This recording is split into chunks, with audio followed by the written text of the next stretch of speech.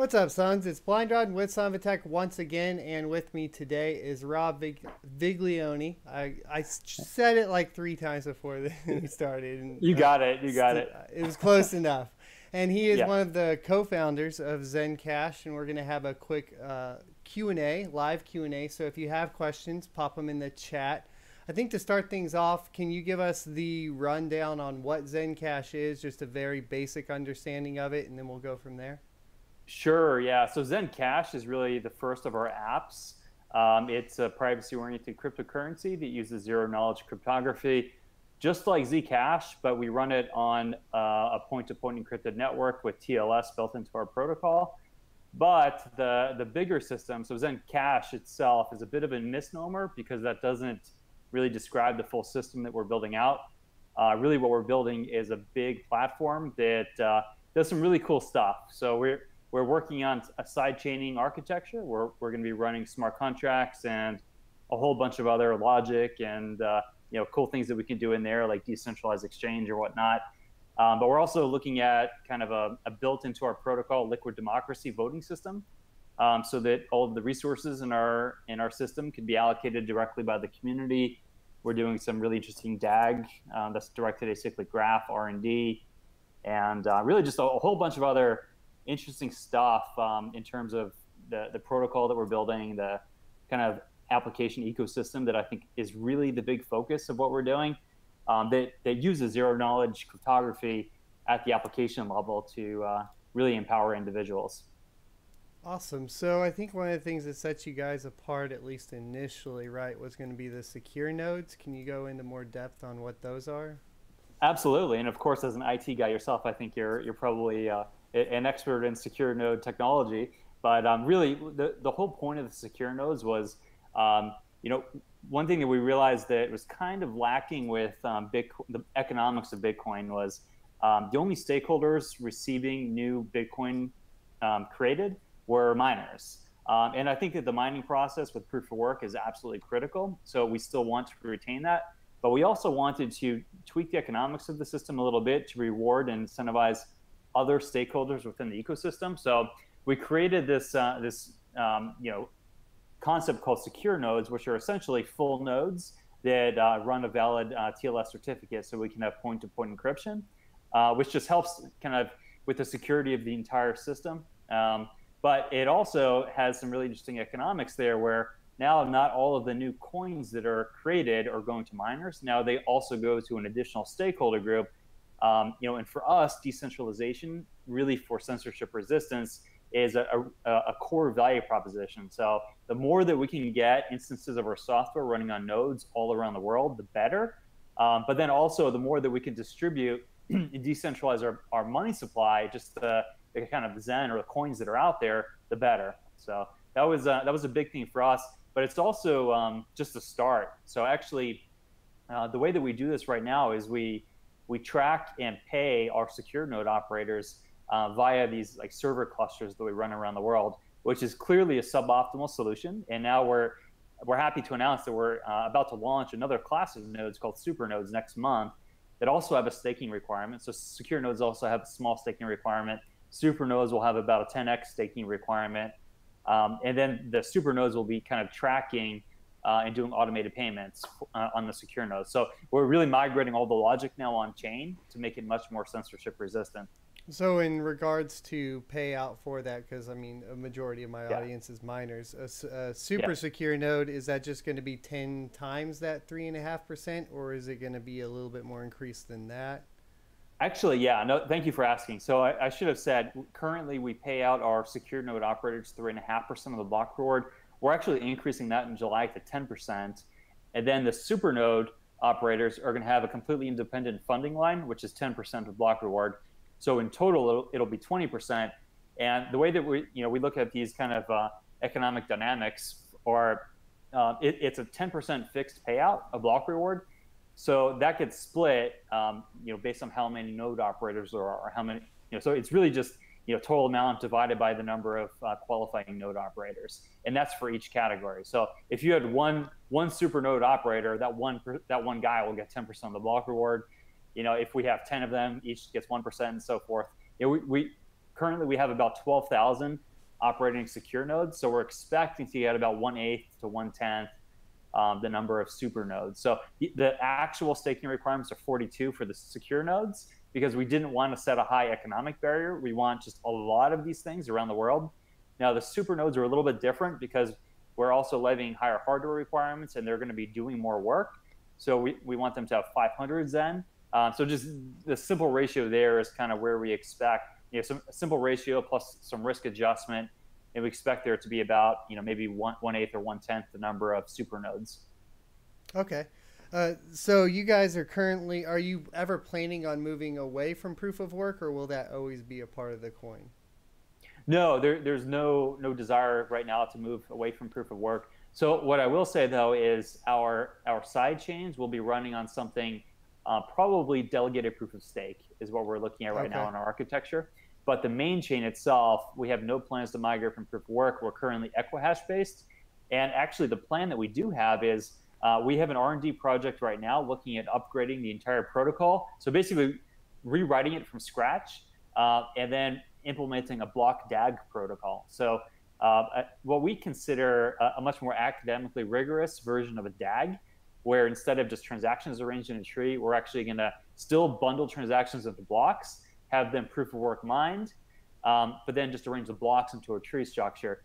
Now, the really cool thing about this is that we can really jack up the transaction throughput of the system and mine, a few dozen blocks per second, which would have massive throughput increase. But the cool thing about that for miners and decentralization is that then we can collapse the difficulty.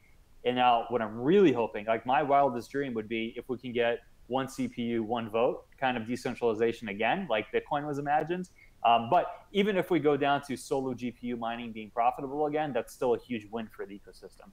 Right. So you talk about GPU mining, and I think you're kind of alluding to the question here, but I believe it's Andre from chat was saying, what about the ASICs resistance, especially since we have the Equihash, the Equihash ASICs coming from Bitmain and so on? Yeah, so that is an excellent question. Thank you for teeing that up. But one thing I'll say is we're a community-driven project, so this is a big decision for the community to make.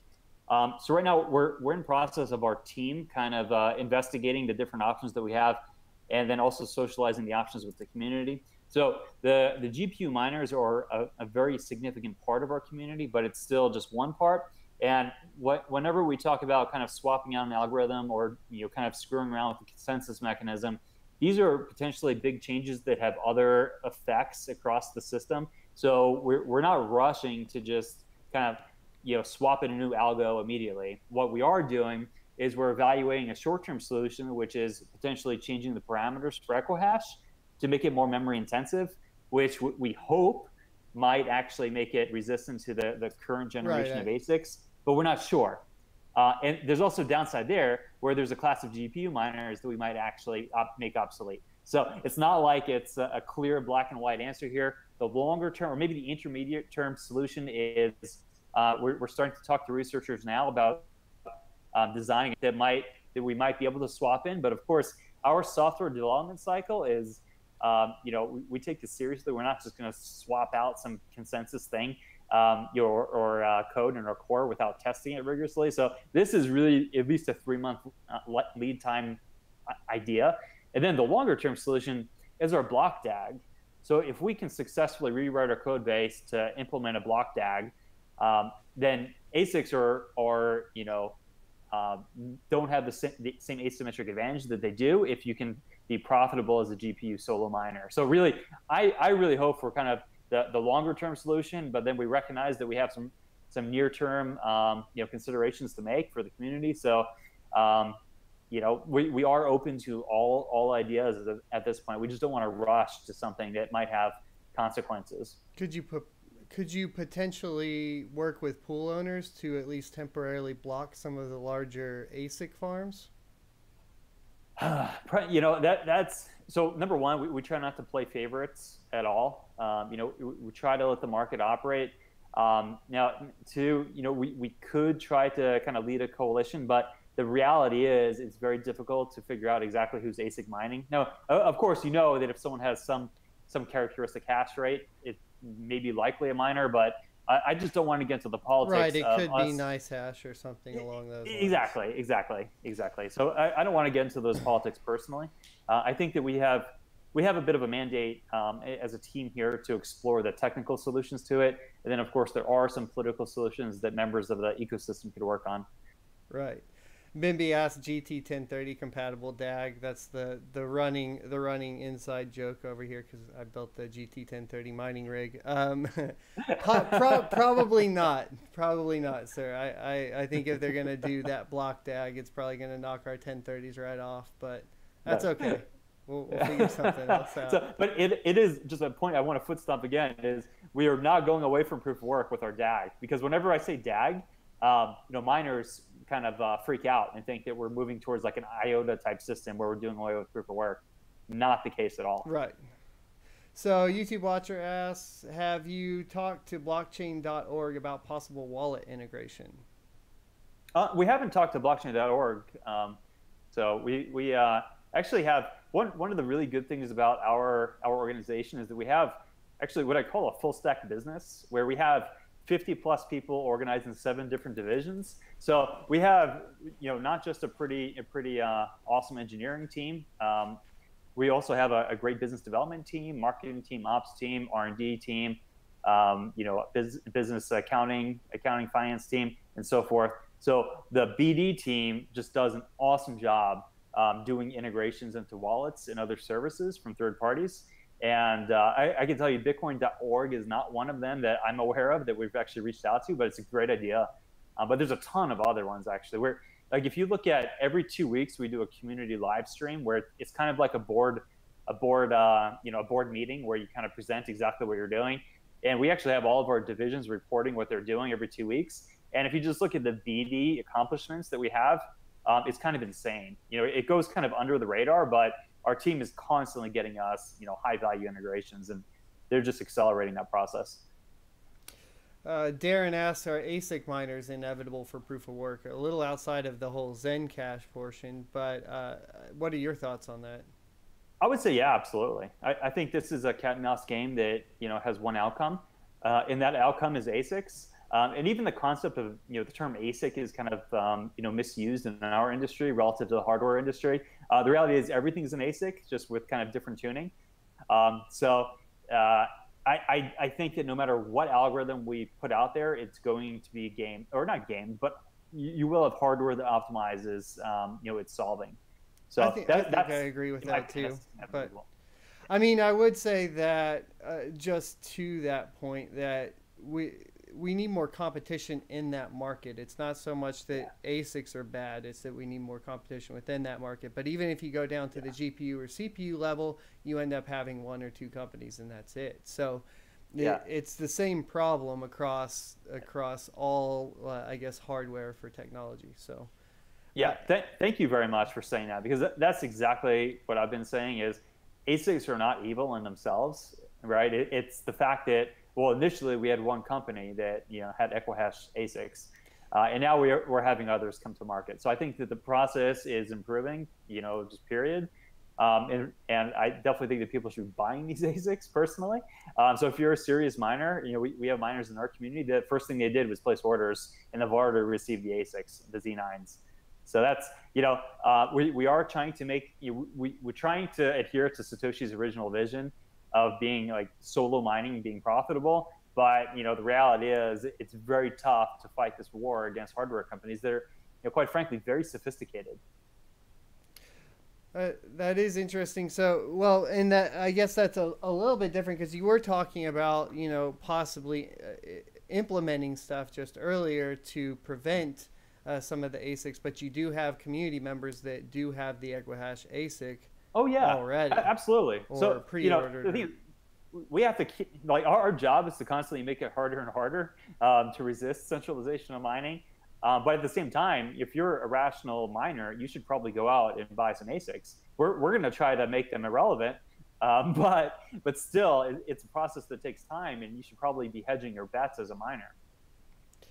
So as a miner, hedge bets with ASIC, but then a coin, Zen goes off ASIC, and then you're Yeah. stuck with a piece of equipment that's no longer valuable, which is the number one argument for GPU and CPU mining, is that you at least have other coins you can move to, or you have the option of course, reselling, which I never find valid personally. Old tech is old tech. Reselling old tech's never something that's super easy to do anyways, but ASIC is just a little bit extra difficult because if you invest in that one algorithm, that's your algorithm for life on that piece of hardware, and that's pretty dangerous. So exactly. No, I agree, and I'll tell you, I'm not personally a miner. So you know, if you look at where I am in this ecosystem, I you know, work on the team, so I earn the Zen that way, and I run nodes. But you know, as far as mining goes, it's not something that I've personally invested in. So, but you know, I do think that if you look at this from the perspective of a miner, you know, there's a huge risk in the industry. So there's so many other projects that are talking about moving away from proof of work. We're not one of them. I think proof of work actually has the best security characteristics that you want out of a project. So I personally really hope to sustain it. But the dynamics within proof of work, you know, like what algorithm are we going to use? What are the parameters in the algorithm? These things are subject to change. And really, we kind of have this mandate to try to decentralize it as much as possible. all right, so the next question, well, RW Bimby asked, what about hobby miners and gamer part-time miners? So that's a lot of my crowd. We mine with our gaming equipment while we're gone, and I think you've already answered that to an extent. The goal was one CPU, you know, profitable, or one GPU profitable, and that, I think that was their goal originally, Bimby, just from what he stated earlier. As far as the next question then, because I can answer that for you there, I believe, unless you have anything to add to that. No, I agree. I think I think appealing to the person with a single graphics card is best for the network as a whole, because you get more decentralization, and I think appealing to a larger crowd, especially if we could figure out a better way to appeal to gamers, like even just being able to mine on your gaming CPU directly through Steam, and then getting some money to buy some games. Some integration like that would be fantastic, but that's an really idea cool. I've had for a while. Moving on, though, what about Bitmain mining with Warehouse with who knows what algos already? They don't come off as an honest company, I think is what Jeff Cole was asking here. Unfortunately, that's too much. I wouldn't say, well, my perspective personally is I wouldn't say it's tinfoil hat, but it's close enough to where, like, we don't have the answer on what algos they're doing. You can see changes in the network, but they're pretty clever about the way they do it, and they just show it. You'll see it slowly build up. It's not like when they first hit, or when you finally knock them off and you see that big drop. But if you look back through the difficulty, it's still a smooth increase. So they're smart enough to at least do that. At least that's what I was seeing with you know, the ET hash and Equihash and Cryptonite, right? So like I said, it's a little bit too tinfoil hat to have a solid answer, because we don't know what they're doing. At the same time, like, we can't see it, right? Yeah. So one thing that I like to stress about our system, that the fact that, you know, 20% of our block reward will be going to node operators, is that even if there were, you know, some like dominant mining company like Bitmain that's accumulating kind of in private, like all the Zen, our treasury voting system is stake based, and the fact that we're kind of distributing the new Zen supply to other stakeholders other than miners, you know, helps. Of course, it's not you know, foolproof, and if some company really wants it to dominate things, they can go out and still accumulate more Zen on the market. But still, it's at least one additional thing, so that, you know, mining is not the only source of kind of receiving new Zen. George asks, why is Zen better than the other crypto? I heard that the Zen team had several splits in the development team. So I guess, continuing that question, how many of the developers are original, and how many are new now at this point to continue? Yeah, so actually we've only lost one developer from the original team, and that was actually under a very bad circumstance. This guy turned out to be not the most ethical individual, and left under very negative circumstances within the first month of launching last year. So that was kind of old news. But if you look at the team and where we've gone since then, We have about 53 people, I think, on the team right now. And we actually have, so we have a really good kind of in-house engineering team run by an absolute genius, software architect and developer named Alberto Garofolo. And this guy was the CTO of an Italian software firm before he came to join us. And we also work with 3 other software companies. So we have our own in-house team, and we have 3 other software companies that do awesome work. They do some of our heavy-hitting R&D. They work with our in-house engineers to kind of do a ton of stuff in parallel. So we've come quite a long ways from that original, like, one developer leaving the team within the first month. And then Stephen Fox, asks, where can we find a historical chart of Zencash hash rate? Or is that something that can go all the way back to the beginning? Oh, just Google it. Actually, there's some really good sites out there, especially the pool operator sites. So we have we have a list of pool operators on our website as well. So if you can't find them just by Googling, then you can go to our website, zencash.com. And any good pool operator site will have some historical data on hash rate. I don't know if there's any that go as far back as the beginning, though. I'm not sure on that. Oh, yeah, maybe not the absolute beginning. You're right about that. Yeah. But yeah, maybe the last month or something. Which makes it, I think what he's wanting to do is probably analyze what we were talking about earlier with Bitmain slowly adding them on and seeing if he could see what was going on there. Weren't many of the crypto note ASIC miners really dirty when delivered, hence they were used, and potentially long before the public they can slowly ramp up in installations? Yes, they were used. I'm not saying they weren't used. I'm saying that I don't know which algos they're working on now. That's impossible. Or how well those particular ASICs are going to be functioning already. Questions about Ethereum Classic. We're talking about Zencash today, bro. Are we going to get an improved wallet rather than the Swing wallet? Yes, absolutely. So the Arisen wallet is a really good one for, it's a very user-friendly wallet, but we actually have a new wallet in the final design review before release, which we're still kind of tinkering with the name of it. We've been calling it our flagship wallet, but actually it's a really nice kind of modernization of a cryptocurrency wallet, which is really nice to see. So you can see our organization is becoming much more product-oriented, and we have a whole product and UX team right now that's been focusing hard on this one.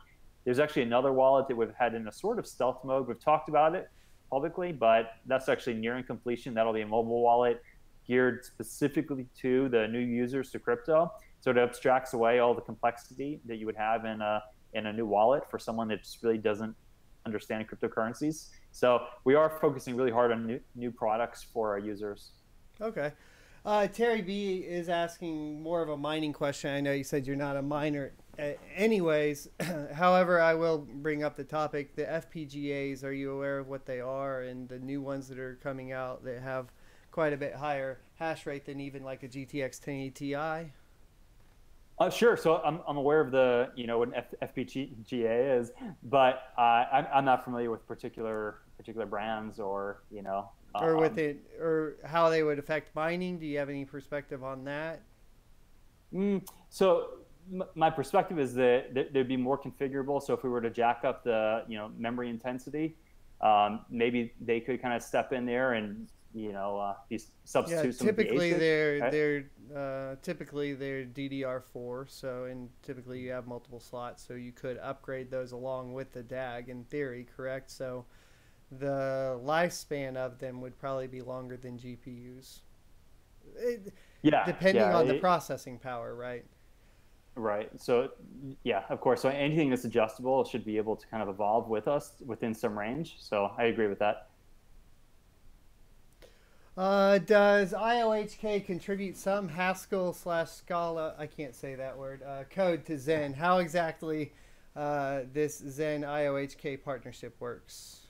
Yeah, so actually, this is one of the software companies that I mentioned earlier, of the 3 that we work with, and they do actually 2 of our heavy-hitting R&D projects right now. So one of those projects is the on-chain or within protocol voting system. And actually, they've just delivered a prototype here, which is actually written in Scala in their ScoreX framework. So that's prototype code though, and now we hand that prototype code over to another production engineering team, and then they'll be implementing that into our code base. So the second project that they're working, they're actually spearheading the kind of math research for the block DAG protocol. And then, so the process for that is they're actually looking at, so there's 2 academic protocols that we're looking to integrate right now for block DAG. And each of them, it's like about a 90-page white papers with about half of that being math proofs. So the team's actually starting off by validating math proofs and improving them a little bit. And then they're going to be doing some prototyping for us, probably in Scala again. Scala is really good for prototyping, and then they'll hand that to us to, give off to a production engineering team. So it's still TBD on exactly how we're going to integrate this stuff. We're thinking that the treasury system could work well as a side chain instead of being integrated into the main chain. And there's no reason why we can't do a side chain. Just keep it in their ScoreX framework, which is Scala, and just run with that. Okay. Canadian Lamboy asks, what advantages does Zen have to other Equihash coins, like, let's say, Zcash? I mean, the initial would be the secure nodes, right? Then right. Moving forward, you guys are actually talking about more of smart contracts and adding support for that sort of thing in it, right? So exactly, it's not really, Zcash is more of just a currency, correct? If I understand it properly. Right. Zcash does an amazing job. Like their expertise is they're the world leaders in just cryptographic protocols for zero knowledge and its applications into cryptocurrency systems. But they're used purely as a cryptocurrency. We're really focusing more on the product market and kind of a platform ecosystem. Okay. So you wouldn't be fully a utility, but you lean towards, or is it a mix? Would Zen be a mix of utility and security? Exactly. Yeah. And the way that I like to describe it is kind of like Zcash meets Dash for the voting system, although ours we think will be an improvement over Dash, meets IOTA for the DAG protocol, but we also think that the block DAG is an improvement over just the transaction DAG, and then also meets Ethereum for the smart contracting. So really, if you look at where we're positioning ourselves in this competitive ecosystem, it's really at the intersection of these 4 other dimensions. Terry B asks, is Zencash planning at any point to push into the payment side of things, like BTCP is pushing hard at the moment? Absolutely. Yeah. So we're already integrated into multiple payment services that help merchants accept crypto for payment. And we have some really fun and exciting news we'll be announcing in the next couple of weeks about just kind of a major online ecosystem that Zen will be accepted for payment in. So that'd be really, really nice to see. But so the way that I look at this stuff, I actually used to work for a cryptocurrency startup that did merchant adoption, so like merchant payments. And one thing that I realized from working in that company was, well, number one, we were years ahead of our time, which was not a good thing in the marketplace. Sometimes you're too early. And the way that I view it is merchants are not currency traders. So a merchant is generally, you're not going to have mainstream adoption for merchants in one currency when all of their bills, their payroll, their vendor bills are in another currency. So if they pay their bills in US dollar, so like en masse, that's just not the thing you're going to see the average merchant do. So what we need to do as an industry is solve the volatility problem. And one thing that we're also including in kind of our platform upgrade is we're looking at a price stable suite of Zen assets. So kind of like a Zen dollar, Zen euro, and so forth. And it's at that point they really want to launch just fully integrated, coherent, and persistent merchant adoption campaigns. But in the meantime, we're integrating into all these cryptocurrency payment service providers. So anyone that wants to take crypto now, they can do so with Zen through these other companies. But our internal major push is going to be once we solve this exchange rate issue, because I think that's what's holding adoption back right now. Okay. So Stephen Fox asked, how will ASIC's dominance impact Zencash ability to innovate? I think we pretty much covered that for the most part. Yeah. So and I'll say this as well is I can't point to a single coin or project that has been killed by ASICs. So Sumo coin got killed by it, but Okay, yeah, I mean, I can think of a few, but larger projects. Larger right? projects. No, I understand what you're saying. Yeah, But exactly. you can definitely kill it. So my question then, you spoke to proof of work having better security earlier.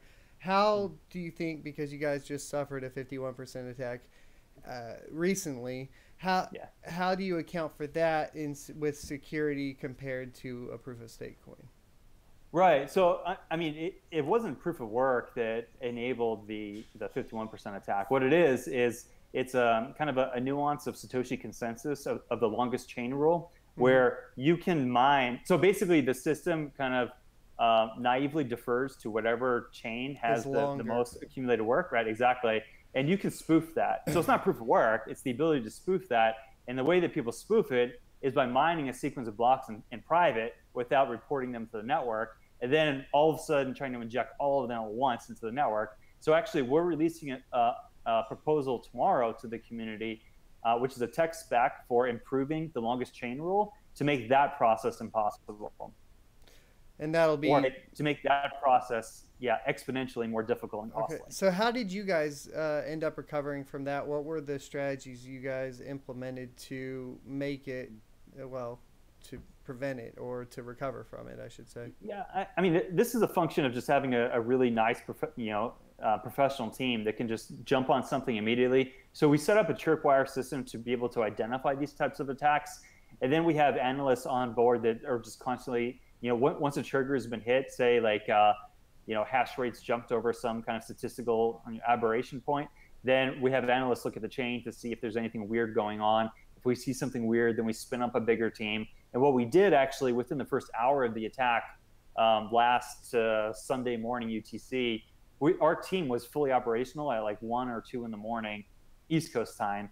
And what we were doing was not just monitoring everything that was going on, but we had an ops team that immediately opened contact with all of our major exchange partners to get them to immediately increase the minimum block confirmations before they would actually release deposits into their systems, which that alone kills most 51% attacks. So, and then we had our marketing and PR team following real time and documenting everything so that the very next morning they released a very professional and succinct report of everything that happened to keep the community involved right away and just kind of massively increase communication with everyone. And honestly, since then I've been on, I don't know, about 20 of these types of interviews and spoken at other conferences as well and talked about exactly this attack to explain what happened and just dispel a lot of the misunderstandings. 51% attack, for instance, especially in our case, did not create any new Zen. Our money supply has not been compromised by any means. And that was unfortunately a misunderstanding that was propagating around and panicking people. And your private keys will never be compromised in a 51% attack. That's just impossible. And that's not what a 51% attack is. Right. But you guys never actually had the full, you had a spoof. It wasn't there wasn't actually 51% of the network that mined on another chain and got it longer than yours? Or no, so actually we had a double spend. We had a double spend where there were 38 blocks that were injected into the chain that allowed the double spend to occur.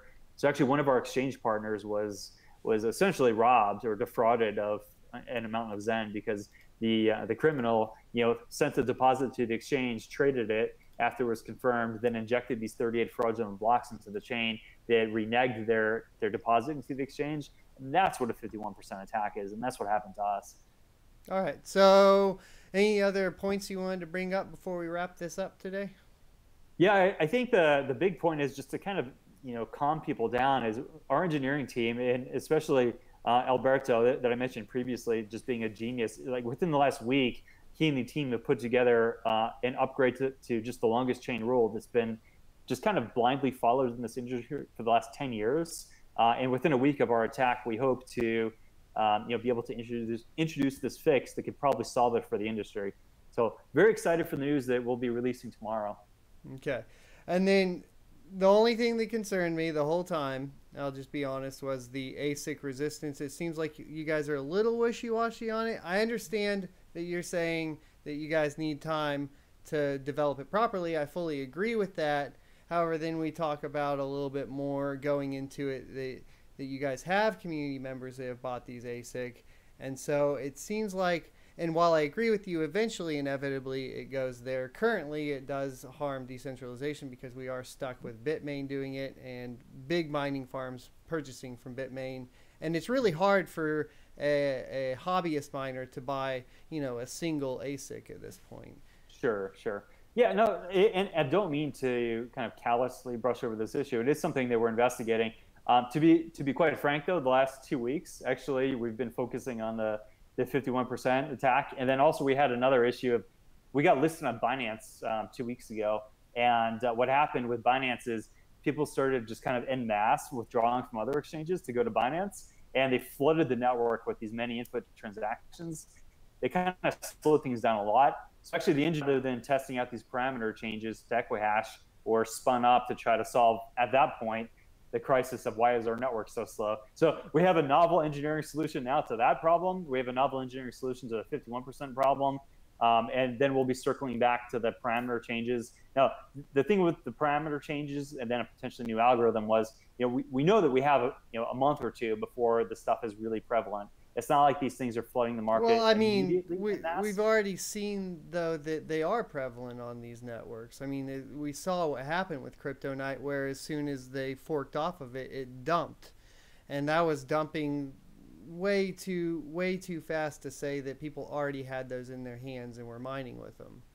So right, but we have to match this with a software development cycle. You don't go to market with core code within a week or two.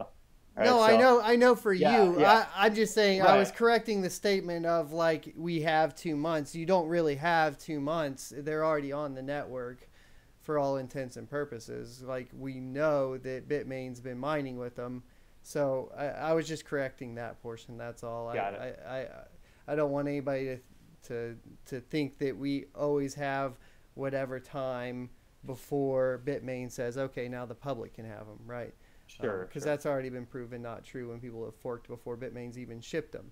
So I don't know. It's just an idea. Thanks for answering all the questions on the ASICs, because I think that's going to be kind of the best for our community here at Son of a Tech. So. And then covering the 51%, I think I got a better idea on what happened there. So now when people ask me, I can answer somewhat intelligently. So that'll be good. And where can everybody find you? Just zencash.com or?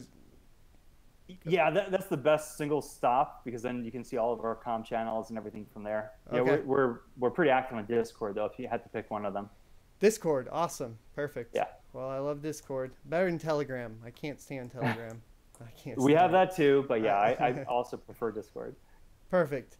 So last question, when are you coming to Texas? Are you coming? I'm not sure, actually. Okay. Well, if you come down to Texas, hit me up. We'll meet up, get a drink or something. Maybe do another live stream or something. Cool. Awesome. That sounds good, Matt. Thank you. Yep. Thanks, everybody, for watching. We'll see you next Tuesday.